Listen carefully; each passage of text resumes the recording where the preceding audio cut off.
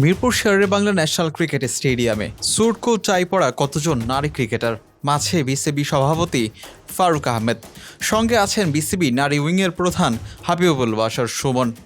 Dressing room থেকে বেরিয়ে সবাই কর্পোরেট লুকে কোথায় ছুটছেন।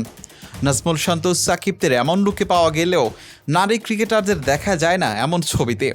তাই তো অনেকের কাছেই এসব ছবিগুলো হতে পারে নতুন। আপাতত একটা জায়গায় সবার লক্ষ্যটা এক বিন্দুতে মিলিত হয়েছে। অক্টোবর মাসের ৩ তারিখ শুরু হচ্ছে আইসিসি নারী টি-20 বিশ্বকাপ। বিশ্বকাপের আগে অফিসিয়াল ফটো সেশনে অংশগ্রহণ করেছেন নারী ক্রিকেটাররা।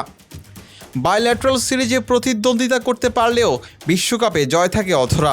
টি-20 বিশ্বকাপে একটা জয়, সেই জয়টা এসেছিল নিজেদের মাঠে ২০১৪ সালে শ্রীলঙ্কার বিপক্ষে। দেখেন, প্রথমত যে স্টাটসের কথা আপনি বললেন, এটা আসলে আমার মেমোরিতে সবসময় থাকে, কারণ আমি সবসময় বলি যে আমি নিজেও 4টা ওয়ার্ল্ড কাপ খেলছি, এখন পর্যন্ত একটা ম্যাচ উইন করতে পারিনি। সো ডেফিনেটলি ওয়ার্ল্ড কাপে যাওয়ার আগে ফার্স্ট লক্ষ্য বলবো যে ইন্ডিভিজুয়ালি আমারও এটা একটা লক্ষ্য, এবং পুরো টিমের যে না আমরা যেন একটা ম্যাচ উইন করে স্টার্ট করতে পারি। আর স্কটল্যান্ডের কথা যদি বললেন, তারা কিন্তু বেটার ক্রিকেট খেলতেছে রেগুলারলি। সো আর ওয়ার্ল্ড কাপের মধ্যে স্টেজে প্রত্যেকটা টিমে আমার কাছে মনে হয় যে সেই এক্সপেকটেশন নিয়ে আসে যেন তারা ভালো খেলে। সো সেই ক্ষেত্র থেকে বলবো যে হ্যাঁ, ডেফিনেটলি প্রথমত টার্গেট থাকবে টিমের জন্য, যেন যেই লম্বা সময় ধরে যেটা আসলে ক্ষুধা সবারই, যেন আমরা ওয়ার্ল্ড কাপ স্টেজে একটা ম্যাচ উইন করতে পারি ফার্স্টলি। সো সেটাই থাকবে। এই একটা ফ্রেমই যেন পুরো বাংলাদেশে প্রতিচ্ছবি।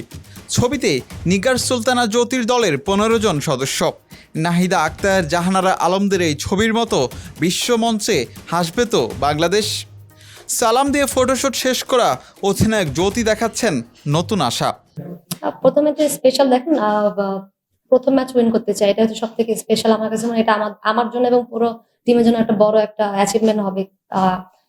ডেফিনেটলি অ্যাজ এ প্লেয়ার ১০০তম ম্যাচ আমি এখনো যাই না, খেলতে পারবো না। যদি আল্লাহ পাক সুস্থ রাখেন, ডেফিনেটলি যদি খেলি, প্রথম টার্গেট এটাই থাকবে যেন সেটা স্মরণীয় হয়ে থাকে, স্পেশাল হয়ে থাকে সবার জন্য।